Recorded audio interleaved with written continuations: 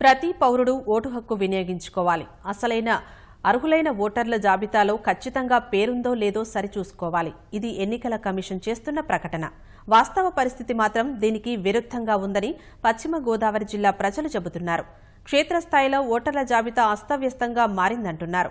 5-6 సార్లు ఓటు హక్కు వినియోగించుకున్న వారి ఓట్లు సైతం జాబితాలో కనబడటం లేదని వాపోతున్నారు. పశ్చిమ గోదావరి జిల్లాలో ఓటర్ల జాబితా తప్పుల తడకగా మారిందని స్థానికులు ఆరోపిస్తున్నారు. బతికున్న ఓటర్లు చనిపోయారంటూ జాబితా నుంచి తొలగిస్తున్నారని వాపోతున్నారు. ఒకే కుటుంబంలోని సభ్యుల పేర్లు చెరో పోలింగ్ బూత్లో నమోదయ్యాయని, ఓటరు గుర్తింపు కార్డులు ఉన్నా జాబితాలో పేరుండడం లేదని చెబుతున్నారు. ఫామ్ 7 కింద జిల్లాలో దరఖాస్తులు వెల్లువెత్తడంతో తమ ఓటు ఉందో లేదన్న భయంతో సరిచూసుకుంటున్నామని మరికొందరు చెబుతున్నారు. మరో 3 రోజుల సమయం మాత్రమే ఉండడంతో మళ్లీ ఓటు నమోదుకు ప్రజలు మీసేవా కేంద్రాల వద్ద బారులు తీరుతున్నారు. ఆన్లైన్ సైట్లు తెచ్చుకోక ఇబ్బందులు పడుతున్నామని చెబుతున్నారు. మా ఇంట్లో 4 ఓట్లకు గాను 3 ఉన్నాయి. మా నాన్నగారు ఓటు మిస్ అయిపోయింది. ఏంటని చెప్పని అడిగితే మళ్ళీ పెడతారు, అప్పుడు మీరు అప్లై చేసుకోండి అని చెప్పాను అన్నారు. ఎప్పుడు పెడతారని చెప్పేసి అడిగితే రేపు 15వ తారీఖు లోపు మీరు అప్లై చేసుకుంటే మళ్ళీ మీ ఓటు మీకు వస్తుంది, అవకాశం ఉంటుందని చెప్పాను అన్నారు.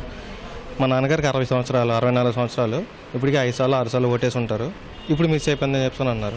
ఇప్పుడు ఏంటని చెప్పని అడిగితే మళ్ళీ మీరు వెళ్ళి ట్రై చేసుకోండి, అప్లికేషన్ పెట్టుకోండి అని చెప్పని అన్నారు. ఓన్ హౌస్ అంటే అడ్రస్ ఏం మారలేదు. గత 20 సంవత్సరాల నుంచి అదే ఇంట్లో ఉంటున్నాము. సేమ్ అడ్రస్లో ఉంటున్నా సరే ఇప్పటికి ఈ ఇంట్లోకి వచ్చిన తర్వాత 3 సార్లు ఓట్లు వేసాము.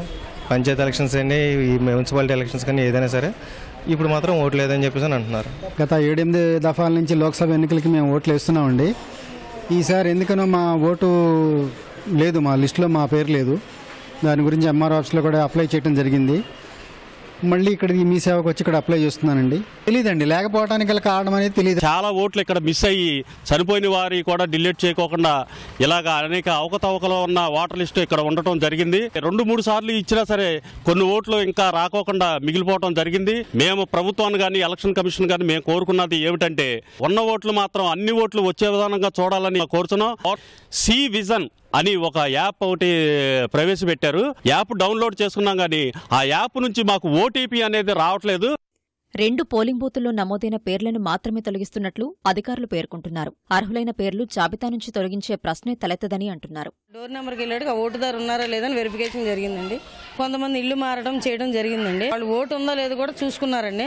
వెరిఫై చేసి డెత్లో ఎవరైతే ఉన్నారో అవి రాసుకోవడం జరిగింది.